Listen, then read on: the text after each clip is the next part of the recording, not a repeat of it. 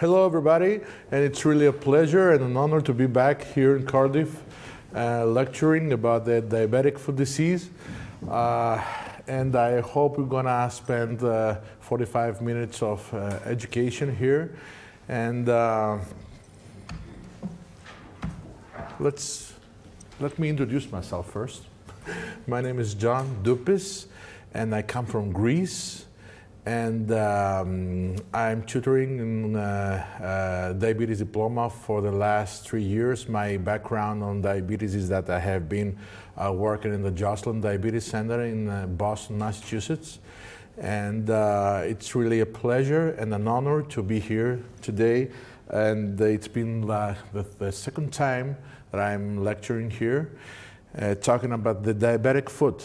And we're going to try to define first what is the diabetic foot disease, to evaluate the foot at risk for ulceration, to discuss the basic principles of the diabetic foot care, and to discuss some interesting, I hope, cases. So you know this poster here, we do have more than 370 million people with diabetes worldwide. That means that we need to take care of them. And given that from those that have diabetes, only a small percentage finally end up well, I mean, preventing the complications, we need to take care especially of the diabetic foot, which is the most devastating complication of diabetes. So what is diabetic foot? Based on the WHO definition, diabetic foot is the infection, ulceration, or destruction of the deep tissues associated with neurological abnormalities and various degrees of peripheral vascular disease in the lower limb. This is the definition. So here is how the diabetic foot was treated back in 1901. This is a surgeon, Ernest von Bergmann in Berlin, pioneered in aseptic surgery. This is how they used to treat diabetic foot back then, which is not actually the best way to do that. And hopefully, we're not going to do it anymore in our times. So, unfortunately, we do have the rule of 50s in diabetic foot disease. We have the half of the amputation is being performed transfemoral on transtibial. 50% of the patients have another amputation in less than 5 years, and 50% of them will die in less than 5 years. So amputation is a serious predictor of death. You see here, 6 out of 10 patients who receive their first amputation will die within 5 years. And look at this slide here. We look at here, the neuropathic ulcer related mortality is equal to the colon cancer and even more higher to breast and prostate cancer. That means that it's really, really, really predictive of death. Don't talk about cost. I mean, diabetic ulcers cost a lot of money. Here's what they have they have estimated for diabetic ulcer treatment in the States, $30,000 per ulcer for the treatment, and more than $9 billion a year, the total cost for the diabetic foot treatment. So what kinds of ulcers do we have? We have neuropathic ulcers, we have ischemic ulcers, and we have neuroischemic ulcers, which is actually the most common thing to see, the neuropathy and peripheral ischemic arterial disease. In terms of the severity of the diabetic foot ulcers, we have grade 0 up to grade 5, starting from intact skin without an ulcer, and going down to the gangrene of the entire foot, which is the worst grade of diabetic ulcer. We're going to discuss the pathophysiology and what happens to our foot before it gets ulcerated or before it gets amputated. So here's a foot. For many of us, for many people, it's not, an abnormal foot. You can see that, okay, it's a foot. It's a normal foot of an old man, probably. But if you look closer, you will see here that there is a drop of the forefoot, and also there is a myotrophy here, which is a result of neuropathy. We'll discuss about them later. You see weakness and wasting of intrinsic foot muscles here that makes the heads, or the metatarsal heads, become prominent here. So this is not the only deformity you can find. So motor neuropathy in diabetes can make changes in our foot. Look here. So all these sides here get prominent, and they get increased pressure here. So we have changes in pressure distribution in the whole foot that makes these places here prone to ulceration. And we'll see how this is happening. Here is some common foot deformities, like the claw toes and the hammer toes here. So you see these places here, increased pressure on these sides. And if you get neuropathy and you feel nothing when you get the pressure here, so you keep pressure in this foot, you keep hurting your foot. This is how it starts. We have this prominent place here, a callus formation. The callus formation, the continuous trauma on this place, what is doing is to create here a subcutaneous hemorrhage, and this, in some point, there is a breakdown and eruption of the skin, and there is the formation of the ulcer.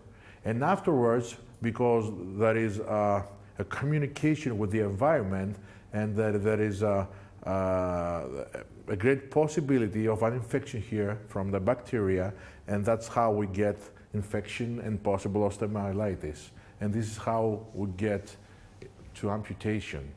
So this is a very popular to the foot doctors book. It says that the pain is a gift that nobody wants. It's actually talking about the life without pain could really hurt us, because pain, the protective pain, is something that we need to have.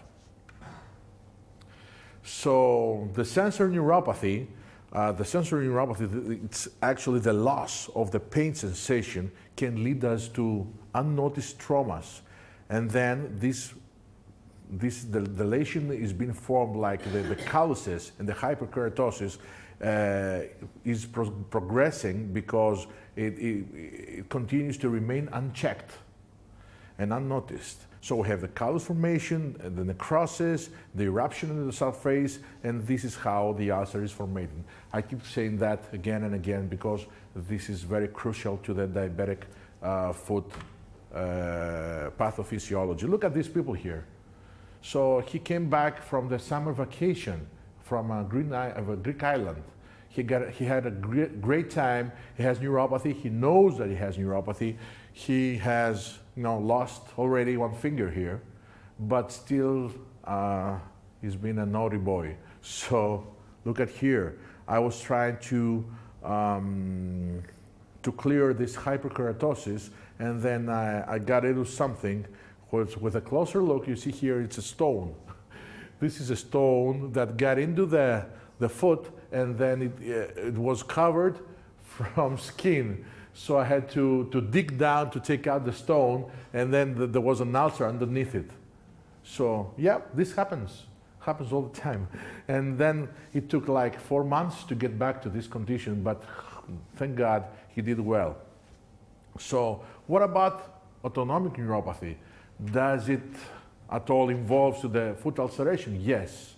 When you have a dry skin, which is a result of autonomic neuropathy, because the autonomic neuropathy can give you dry skin because there is a pseudomotor dysfunction that works mainly for the normal hydration of the foot.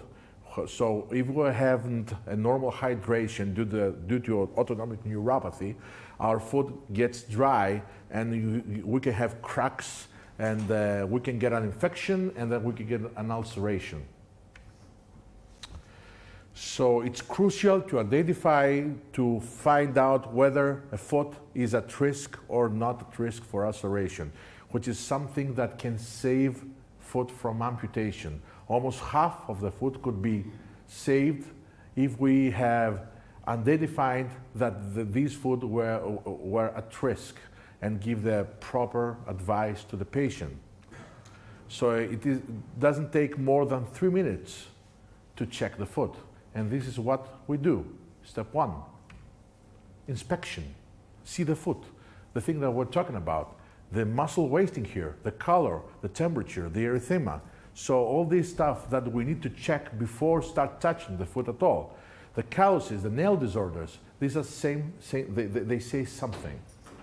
Step 2, we use the semi-Weinstein's monofilament, which is not, I mean, the name is very long, but the tool is very small. Actually, I have one of them right here for you. So I want you to have one of them. There are a lot of them here. So keep one of them and go around the place. It's something very cheap. It's not a big gift. It's like some 10 pennies or something. So, but if you don't have it, you don't have it. So this is 10 grams of pressure that actually test the big sensory myelinated nerve fibers, alpha, beta, and alpha, delta, that they are responsible for the touch, the pressure, and the pain. So if our patient doesn't feel this, so there is a big possibility to get hurt without feeling any pain. So this is how it works. We have to use it on the foot and then bend it. This is how we have to bend it to test, to make the test valid, like this. And these are the places that we have to put it on the foot and apply it for at least for 1 to 1.5 seconds. And we should not apply it on hyperkeratosis because it's not going to be fair for the patient. So there is a negative predictive value of 90 to 98%. So if the patient feels it, he's fine. He's not going to have an ulceration. If he doesn't have 18 to 36% of possibility to develop an ulcer. So this range here, it's for the ones that have the question why there's a big range, depends on the different studies, okay, used to determine this percentage. So another easy thing to do is to use a tuning fork, the one that we use to tune our guitars. So usually this is actually the same, this test. We check the same sensory myelinated nerve fibers, alpha, beta, and alpha, delta. So we actually compare what we feel with what the patient feels. So we apply it here or here on the tip of the first toe, the median mediolus, and then check whether the patient feels that the same way we do. Actually, we do have other ways to have this test with a number. We can do quantitative test of the vibration perception threshold with this machine called biothesiometer. So this is mostly used in clinical studies. So in our everyday clinical practice, we don't need to have such a sophisticated way to measure, but a tuning fork will do the job anyways. Okay, this is how this thing works. So we increase here the voltage and then ask the patient when he feels or she feels the vibration. And then if the patient feels a vibration in less than 25 volts, he's fine. If it's more, there's a risk for ulceration. And we tend now to use a temperature test instead of the peak test. The pill pick test. So it tests the same sensory fibers, usually the C unmyelinated sensory fibers, which is actually the first to go away early in the diabetic neuropathy. The patient tends not to feel cold and hot very early, even in the pre-diabetic state. We have patients with pre-diabetes that have lost the sense of the C sensory fibers. So it's a tool that, you know, the one edge is metallic and the other is plastic. Nothing sophisticated here as well. And we ask the patient whether it feels a difference. And we have also, we should not forget the basic physical exam, including the ankle reflexes, the knee reflexes, the kinesthesia, to complete the whole physical exam of the feet. And here is the neuropathy disability score. When we put everything here and there's a score, we come out with a score which is, if it's less than 5, the patient is normal. If it's more than 5, the patient has neuropathy. But this again, we use it for clinical studies if we want to see a lot of people, then publish it. So in order to be consistent, we have to have the neuropathy disability score. So what about the autonomic neuropathy evaluation? There are a lot of ways to evaluate, like the heart rate variability. Actually, the autonomic neuropathy evaluation needs special equipment, usually very expensive, apart from this one, the neuropathy, the neuropad test, which checks actually the pseudomotor function. And I have one of these here. You just put it on the foot of the patient, and if it changes color, it means that the patient sweats. And if it's not, so there's it's simple. Just brought one with me just to show how it is. Just take it on the foot. It's actually the only way that a patient can check himself if he has neuropathy, autonomic neuropathy, not peripheral neuropathy. But usually when somebody has autonomic neuropathy, it's really a surprise that he doesn't have a peripheral neuropathy. So this is how we have our patients check themselves too. Dynamic pupillometry, we check the pupil to see whether there is autonomic neuropathy or not, and also the gastric emptying rate. We know that due to autonomic neuropathy, our patients got gastroparesis. So checking the gastric emptying rate, we may decide whenever the patient has neuropathy. So let's talk a little bit about the vascular disease of the foot. Here you see the difference. You see the angiography, you see the foot. So yes, it's really crucial to check also the arteries because it's crucial for the healing of the ulcer. But it's not the same. Neuropathy is silent while the vascular disease is screaming, because our patient is going to come and say, I cannot walk. I can hardly walk 100 steps, and then I stop because I feel pain. And then I have to sit for a while and then go back again. So it's not so much silent like the neuropathy. And we do have ways to check it though. So if we don't have good arteries on the foot, so we're going to have poor supply, we're going to have poor healing on our ulcer, and also the antibiotics who is being carried by the blood is not going to get there. So we're not going to have a good infection control with the antibiotics. And also we're going to have increased risk for gangrene and osteomyelitis. Okay. So again, inspection. So who's not going to notice this one? I think everyone is going to notice this one, hopefully before it gets worse. So we can see hair loss because hair needs to get food as well. So hair loss, nail problems, dystrophic nails, and of course changes in pulse palpation. We're not gonna feel pulses, and this is how we can check it more in depth with the angle brachial index, which is a very, very good way to evaluate the vascular, the peripheral vascular system, to check the systolic blood pressure of the arm and on the angle. And we have a score. This rate, the normal rate is between these values. The mild obstruction is here, the moderate obstruction, and we have less than 0.4, we have a severe obstruction.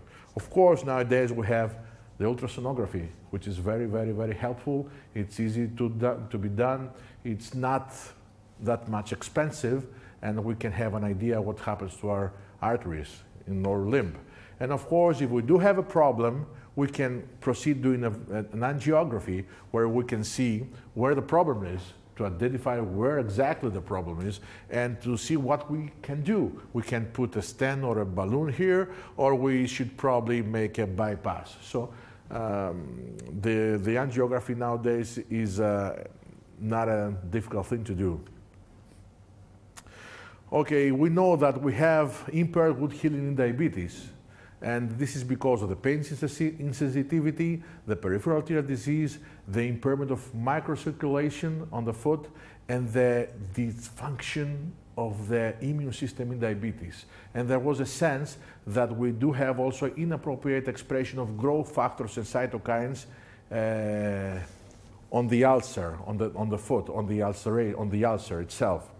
So we have done a study trying to find out whether we have or not enough growth factors on the foot, on an ulcer, to the people that they didn't heal their ulcers. So interestingly, we found out that the people that were not healing their ulcers, they had almost double amount of growth factors on the foot. So we measured also cytokines and inflammation molecules, and we found out that the people that were not healing the foot had increased concentration on inflammatory markers there. So they were developing some kind of resistance to growth factors. So summarizing, I would like this. I like this. I like this figure here. We have a motor neuropathy that leads to dorsal deformity, high plantar pressure, along with sensory neuropathy. All these things leads to loss of protective sensation. The autonomic neuropathy creates dry skin here. So all these things leads to skin breakdown, and in combination with ischemia and infection may lead to amputation, while ischemia itself can also lead alone to amputation. So this is pretty much summarize what we have said for the time. And let us proceed to the treatment. Let me just check the time, because okay. So what we should do when we have an ulcer, we should do the standard care for diabetes. We do have a lot of things that can help, but this is not the golden standard. We need to follow the golden standard and then decide whether we should probably use something on the top. Okay, so we need first to restore the adequate blood flow on our foot, because our ulcer is not going to get well if we don't have a good blood supply. And this is the first thing to do. How we do that? We're going to do whatever it needs to do to get blood to our foot. I mean, we need to perform an angiography and then to decide whether we're going to put stent or do a bypass. Sometimes, unfortunately, we can do nothing. And this is not very rare, unfortunately. So the second step is to do a regular wound debridement. We need to remind our ulcer that it's not a chronic ulcer, that it's an acute ulcer. So we need to remove every week the necrotic tissues and do a full debridement of the ulcer with a blade here, like this. This is the sharp method. Of course, there are other methods, including the maggots.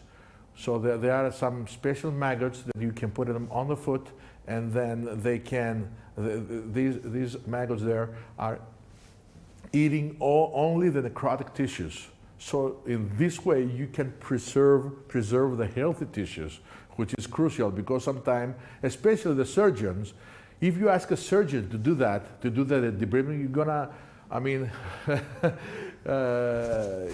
they tend to cut more than they have to.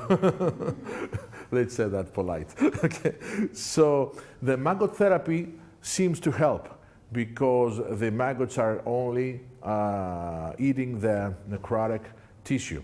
we need to apply a gauze on the ulcer, a wet gauze. Okay, this we may have to change a couple of times a day, depending on how much exudate comes out from the ulcer. And the wet gauze method, we use the sodium chloride serum to put on the gauze because it creates a hyperosmotic environment that tends to absorb the fluids and the necrotic tissues from the ulcer. It's like another debridement method.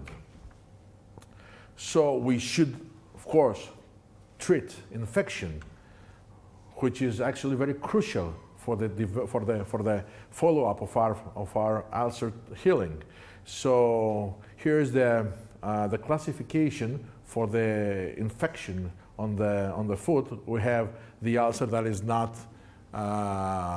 inflamed at all. We have mild infection, we have moderate infection, and we have a severe infection with a systematic toxicity. Actually, to make the long story short, when a patient of yours calls you and tells you that I have an ulcer on my foot and I have fever, this is an urgent condition. You have to get him to the hospital for IV antibiotics. So, and then decide whatever it needs to be done. So I'm not going to get into details here. So let's, and here's the common pathogens. You see Staphylococcus aureus here, if it is a macerated ulcer, you may have to think Pseudomonas as well. We're going to discuss what is a macerated ulcer. And if there is a long duration for months or years ulcer, you have to think about aerobic endobacteriaceae, Pseudomonas again, and if we have necrosis. So yeah, I hope nobody will see a foot like this. Usually in this kind of food we have plenty bacteria there, not only one. So generally thinking about the principles of treating diabetic foot infection, we have to avoid to add antibiotics if we don't have infection. If we don't have infection in our clinical perspective, I mean, if the foot is not warm, is not swollen, is not red, I mean, judge yourself. If you judge that there's no infection there, you don't have to give antibiotics. You don't have even to make a culture of the ulcer, because the most possible thing is to find other bacteria which actually will be spectators of the problem. So we have to hospitalize the patient in severe infection and critical ischemia. We have to do the proper selection of the antibiotics, of course, to evaluate the vascular status and perform the standard wound care. This is actually the principles of the diabetic foot care. So the cultures from mild infections is not necessary because they're not going to tell us probably the truth. So empiric treatment is usually applied to this kind of ulcers. In moderate to severe ulcers, when an MRSA Staphylococcus is being inspected, we should probably, when we have a moderate or severe infection, we should probably think of possible MRSA Staphylococcus, methicillin-resistant Staphylococcus aureus. So in severe infections, and when we think that there is a possible osteomyelitis, we need to take cultures. And also, before we take a culture, we need to make an extensive debridement of the foot and to clear the whole area very well, and then get the culture. And ideally, we take a piece of tissue for culture and not just the fluids and the exudate. So when we have a big ulcer, when you have an ulcer that it's persistent for months, when the ulcer, we use this tool here, and prone to the bone, we have to suspect osteomyelitis. And we need to treat it like osteomyelitis until we prove the opposite. And if we suspect osteomyelitis, we need to perform a culture of a piece of a bone. So this is how we can get our help to diagnose osteomyelitis: X-rays, a bone scan, MRI, or a PET scan. So here is the usually administered antibiotics for the diabetic foot infection. I'm not going to get into details. These are antibiotics that everybody we're using in everyday clinical practice. So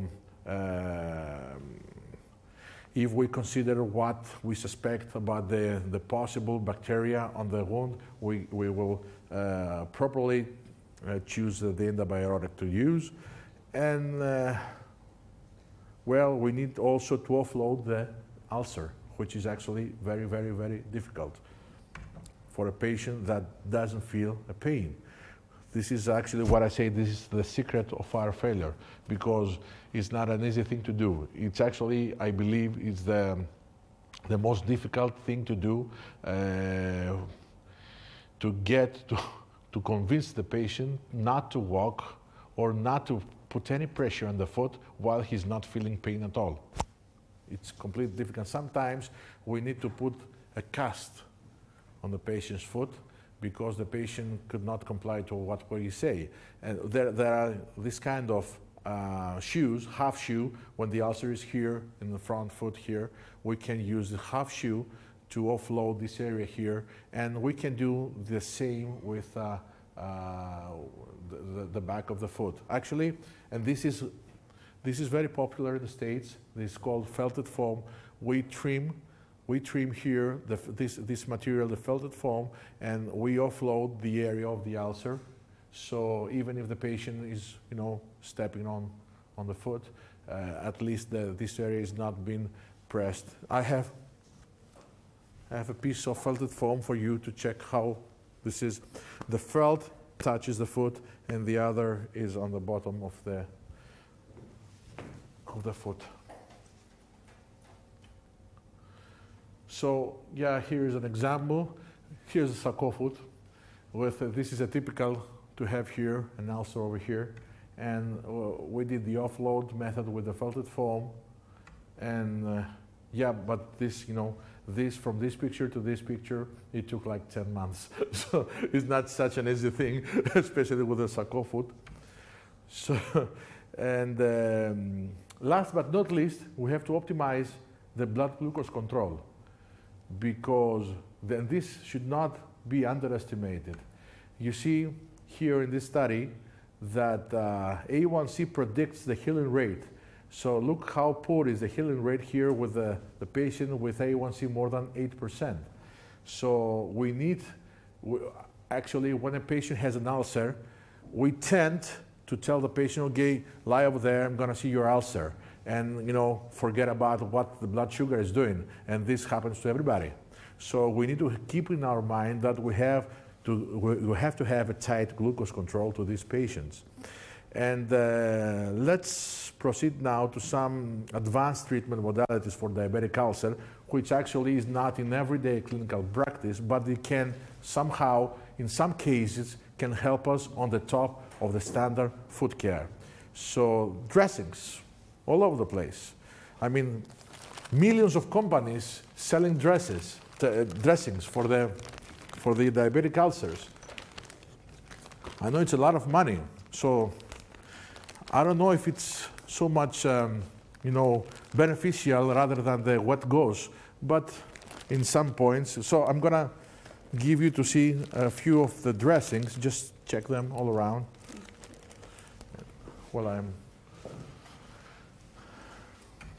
So we have hydrocolloids, we have alginic, we have foam dressings, we have hydrogels, we have dressings with an agent antibiotic on them. Whatever dressings we need, everything is available, and most of them are being paid by the insurances. So we also have some protease inhibitors. Well, what I would like to mention in this point, from my experience, I don't know if Navid would have something to say. What I want from a dressing is to control the exudate and keep the environment of the ulcer good, nothing else. So as long as our ulcers are not macerated, we're going to use whatever it takes to keep the ulcer dry, to absorb all the exudate from the ulcer. This is usually what we do in everyday practice, although all the companies keep saying that special features and things and that. So anyway, so this is what I'm talking about. This is a macerated ulcer.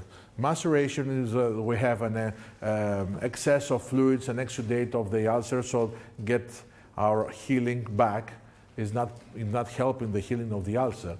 So this is a result of not taking care of the exudate of the ulcer. So even if we may need to change 5 times a day the gauze, or we need to have a foam or a dressing of high potency in absorbing the fluids and put it over there. So we have protease inhibitors because it has been found that metalloprotease on the ulcer involved in inflammation and block the good healing because they deactivate the growth factors. So we have developed Promogran. Promogran is an agent that's supposed to block the metalloprotease and have growth factors working better. But there was not significant increase in wound healing rate in 8 weeks. It showed a better healing rate in ulcers remaining more than 12 weeks, but I don't know if it's worth the money. And growth factors. The growth factors are usually working on the area of the ulcer, promoting the healing. So the industry again said, okay, let's do growth factors. This is going to help us. And it was another thing, to induce angiogenesis, to accelerate proliferation and maturation, to promote the cell migration, all these good stuff that the growth factors do. So we got growth factors on the wound, and here is in big quantities, we had the increased healing rate of the foot, of the ulcer of the foot. But again, here comes the FDA warning. Say, oops, be careful, because there is an increased risk of cancer when you use more than 3 tubes of becapramine. So sometimes we should probably let nature. And then here is the Appligraph, which is a smart releasing growth factor skin, artificial skin. We can put it on the foot, contains almost the same growth factors like the living skin, and it showed to be beneficial in terms of full ulcer closure. But again, the use of Appligraph didn't reduce the recurrence of the ulcer compared to the control group. Control group, it's always the what goes treatment. So we have hyperbaric oxygen. Yes, it may be useful to neuroischemic ulcers and ischemic ulcers, especially to those that we cannot do anything to perfuse our foot. If we cannot even do a bypass, we cannot do a stent, if we cannot do anything, this may be a good alternative technique to get a better perfusion in our foot. So it has been shown that the hyperbaric oxygen treatment can reduce the edema, and well, I don't know how they count this to increase the macrophage killing activity. I don't know how they count this. So, actually, it can help in some special cases, especially in neuroischemic or ischemic foot, that we cannot do anything else because it's expensive. Also, it's very expensive. The same goes for the electrical stimulation, that there are some studies showing that increasing the rate of wound healing, increasing also the activation of sensory nerves in the area. The VAC therapy actually helps. From my clinical perspective, the VAC therapy can help us absorbing all the infectious materials and necrotizing tissue, and also it tends to draw the wound edges together. So it's really helpful for big ulcers, and yes, from everyday clinical practice, this helps, although it's expensive too, but it helps. Let's see briefly, okay, for a couple of minutes, some interesting cases. So this old guy came in my clinic just to check his blood sugar because it was very high, and I saw this this dressing here. It was like, say, what's happened to your foot? Say, okay, I have it for 6 months or so, and my vascular surgeon says that this is going to help me to heal the ulcer, and it was this ulcer was smelling bad. You see the area at the bottom, there are no vessels here, and you see the whole foot. There is, it's an ischemic picture. This is how an ischemic foot looks like before you get gangrene. So we did standard wound care. First, we got a bypass on his foot and get the foot perfused. And then we offloaded the foot, applied a half shoe, and also we got cultivation there and get a treatment for his infection. And this is how the foot looked like after the revascularization procedure. Much better. Bigger here, but you see here is how red is this. It gets perfused well. And this is 3 weeks after standard wound care. This is 5 weeks after standard wound care, and this is 7 weeks after standard wound care. A full cluster of the ulcer.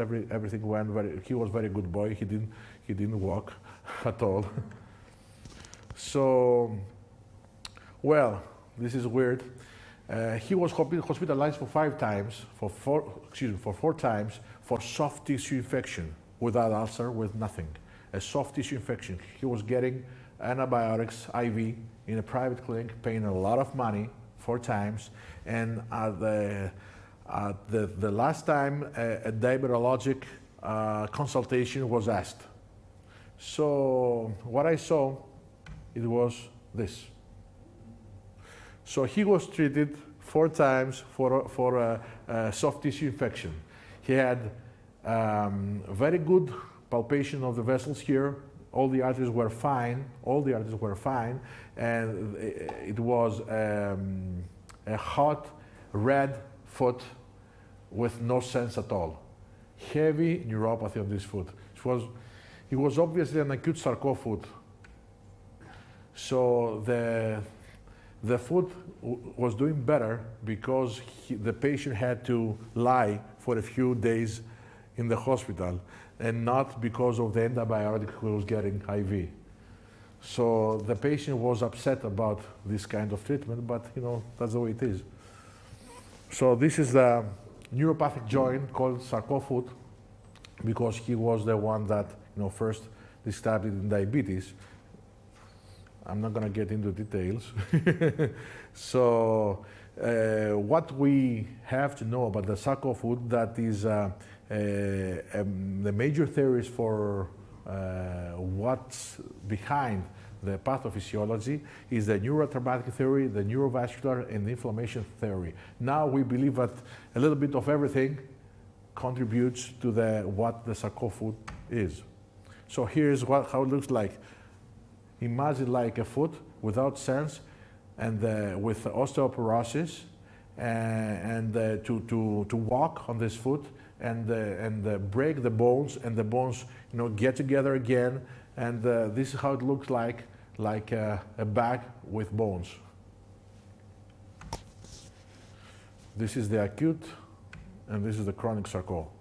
So this is how the X-ray was looking like at the time of diagnosis. We lost the patient because the patient would not go to the same private hospital again, because he had to pay so much money and have after 3 or 4 months to get the diagnosis. So we proposed total contact cast for 6 months. So we found this patient a couple of years later for, you know, educational reasons. I tried to find how he's doing. He was not so much wearing the cast, and not even the removable cast. This is how he looked like 2 years ago, 2 years later. So this is the first X-ray, this is the last X-ray. You see here the absorption of the, and this is very difficult to make differential diagnosis between osteomyelitis and sarcophagus sometimes. You need to be very experienced, and the X-ray man needs to be very experienced to make the differential diagnosis. We can talk a few hours for the sarcophagus, you know, and this is how it looked like 2 years in the acute phase, and this is on the chronic phase. So this is an admiral trying to hit his feet on the heating device, and then start, you know, he retracted the foot because smelled something. So at least the smell was working. So we did again the felted form of loading, and then we had the healing in 4 months. So the final one is after the summer vacation. You know, Greece is a place that you can have 5 months of vacation. So his feet was swollen, and somebody from the island gave him antibiotics to take, so he looked like, you know, better now. But he came to see what happens when you see closer. Here, something happens over there, and even closer, chop, there's another stone over there. So yeah, I collect all of them. It's my personal collection. And here, how it looked like after I removed the stone, and then, you know, I have the follow-up, blah, blah, blah, and finally we have this ulcer also healed. So we have some time to be careful not to miss a diagnosis. So everything on the foot is not always a diabetic related thing. So for example, this is a melanoma of the foot. You have to have in mind that everything is not a diabetic foot.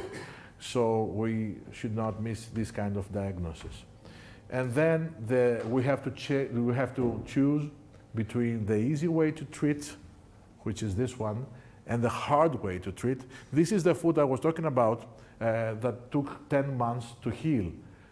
So we even did here transplantation of growth factors, auto-transplantation of growth factors there to help it heal. So this is pretty much what I have to say. Thank you very much for your attention. If you have any questions, I'll be more than happy to take another minute from my colleague.